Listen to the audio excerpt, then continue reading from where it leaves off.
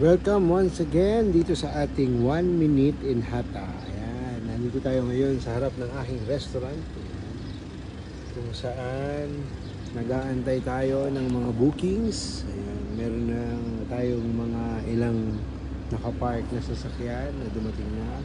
So right now, here outside, siguro ang temperature dito mga 29.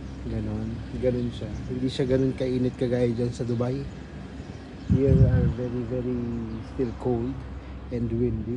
So as you can see, we have there the tower. Soon we will be there para naman na makita nyo yung ating view dito.